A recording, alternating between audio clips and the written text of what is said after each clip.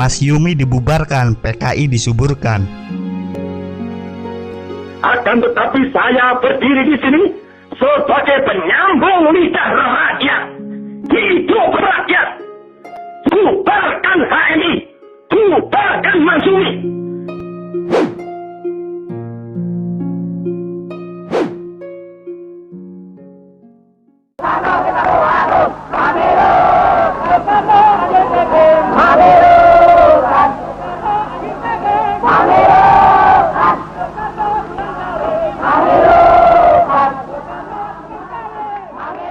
Birdenbire hayatımın tümü oldu. Gecelerime gün gibi doğdu. Gidersen bir gün bir üzülür çok. Hayatımın tümü oldu. Assalamualaikum warahmatullahi wabarakatuh. Saya Yudi Pramuko, tukang donat dari Parung YouTuber tertua di semesta. Pertanyaannya, apakah Pak Jokowi itu berminat menjadi presiden untuk 3 periode, ataukah sebagai presiden Indonesia Pak Jokowi berminat untuk menjadi presiden seumur hidup sampai tahun 2045?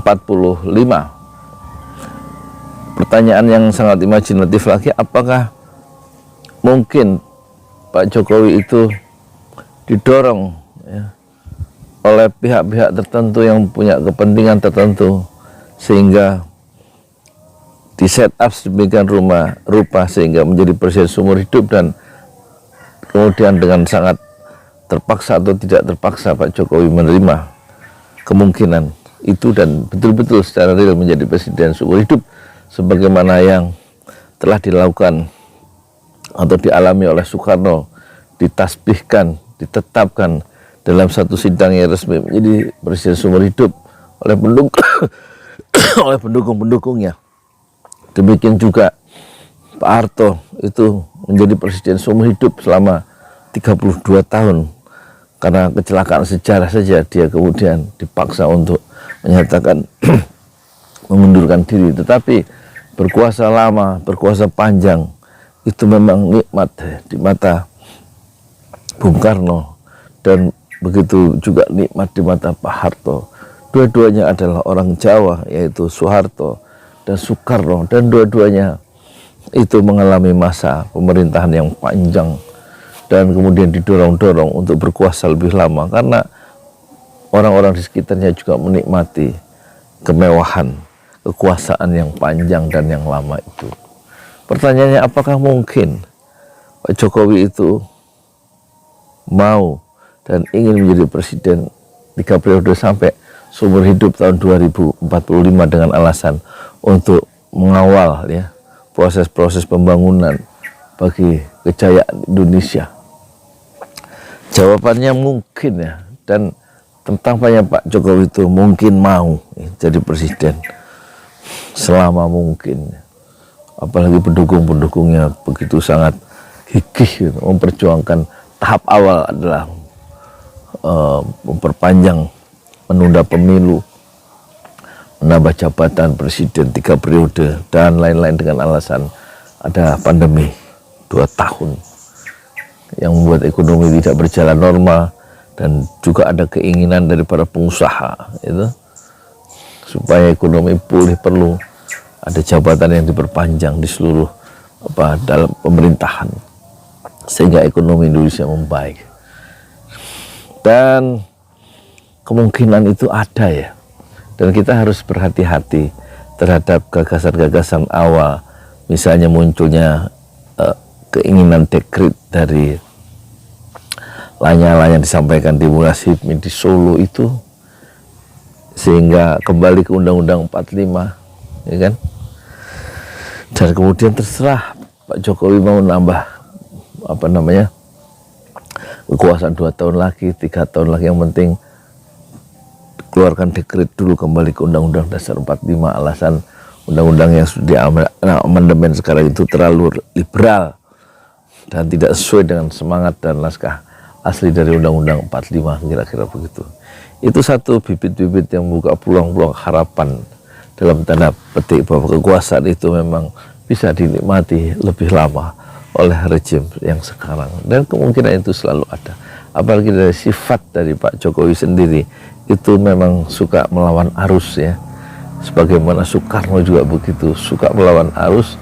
Contoh, tiba-tiba saja setelah dilantik jadi presiden, terus dalam satu sidang MPR atau DPR yang resmi, MPR saya kira, itu tiba-tiba ketika percakapan pemindahan ibu kota itu tidak ada dalam perdebatan dalam Pilpres, tiba-tiba muncul keinginan memindahkan ibu kota ke Kalimantan. Satu ungkapan yang mengejutkan banyak orang karena tiba-tiba itu dimunculkan ya. Dan kemudian diperjuangkan oleh Pak Jokowi dengan segala daya upaya, dengan mengeluarkan undang-undang dan juga sekarang dengan pajak-pajak yang semuanya untuk membiayai IKN ya. Padahal bukanlah satu tema yang penting dalam Pilpres. Tampaknya pemindahan ibu kota bukan keluar dari pikiran genuine seorang kepala negara, yang mungkin orang-orang sekelilingnya punya kepentingan-kepentingan tertentu ya. Dan itu menarik rupanya gagasan pemindahan ibu kota itu yang akan membawa satu legacy yang sangat besar ya. Dan itulah yang kemudian terjadi, yang menimbulkan kontroversi di kalangan civil society tentang pemindahan ibu kota. Demikian juga tentang kereta cepat yang menurut ahli perkeretaan api Jepang, yaitu ya dari Jepang, itu tidak layak dan tidak diteruskan. Tiba-tiba ada dukungan dari Cina sehingga kereta itu didukung meskipun atau menjadi satu primadona di mata Pak Jokowi, meskipun terjadi pembiayaan yang berlipat-lipat lebih besar daripada yang seharusnya, dan waktu yang molor, entah sampai kapan bisa molor lagi. Jadi sifat-sifat Pak Jokowi yang suka melawan arus dan mengejutkan banyak orang itu adalah keterkejutan orang menjadi shock, terkejut dengan tindakan-tindakan politik Pak Jokowi, itu rupanya dinikmati oleh Pak Jokowi. Dan itu kemungkinan ketika tiba-tiba orang mengusulkan 3 periode, meskipun dalam konstitusi itu hanya 2 kali 5 periode stop, tapi ternyata permainan politik yang sangat menjanjikan harapan-harapan perpanjangan kuasa itu betul-betul dinikmati oleh Pak Jokowi ya. Dan tentu juga ada yang tuang-tuang kipas, dan persoalannya adalah Pak Jokowi tidak tegas terhadap konstitusi yang melarang untuk perpanjangan, tapi dia tidak peduli, membiarkan justru kawan-kawannya, pendukung-pendukungnya, termasuk para buzzer-buzzer itu justru membuat satu acara di GBK dengan tema utama adalah ya semacam peneguhan pentingnya mengawal ide 3 periode. Jadi kemungkinan 3 periode itu adalah step awal, nanti kemudian setelah 3 periode terlampaui akan muncul periode yang keempat, kelima, keenam, dan jadilah presiden seumur hidup. Satu kemungkinan yang bisa terjadi karena itu sudah terjadi di presiden sebelumnya yang berasal dari Jawa, yaitu Soeharto dan Soekarno. Saya Yudi Pramuko, tukang donat dari Padang. YouTuber tertua di semesta Fasbir Sabrun Jamilah. Bersabarlah dengan kesabaran yang indah. Assalamualaikum warahmatullahi wabarakatuh. Birdenbire hayatımın tümü oldu. Gecelerime gün gibi doğdu. Gidersen bir gün bir üzülür çok. Hayatımın tümü oldu. Gecelerime gün gibi doğdun. Gidersen bir gün bir kırılır çok.